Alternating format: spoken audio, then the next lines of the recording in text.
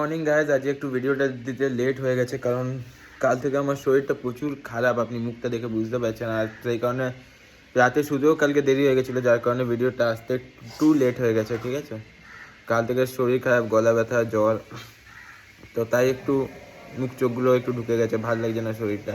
তো যার কারণে ভিডিওটা দিতেই হবে। যার কারণে আজকে আপনাদের দেখাবো আমাদের যে ঘরে যে ছোটো বাচ্চাগুলো যেগুলো আছে, যেগুলো ঘরে ঘরে এখন ওদের বাইরে ছেড়েছি কারণ ঠান্ডাকাল তো, রোদ্দুর পেলে একটু ওদেরও ভালো লাগবে, তো ওদের বাইরে ছাড়া হয়েছে। এখন আপনাদের দেখাই যে কি করছে ওরা এখন।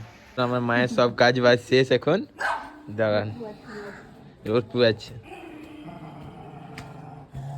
এই যে যে বাচ্চাগুলোকে ছাড়া হয়েছে বাগানে, এখন কই রে সব আয়। এই যে দুটো বাচ্চা,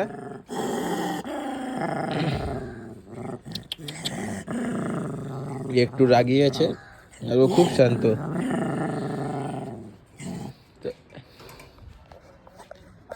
মাকে বললাম শুধু সাদা এমনি ভাত দিতে, কারণ শরীরটা ভালো নেই, অত গ্রেভি খেতে ভালো লাগছে না।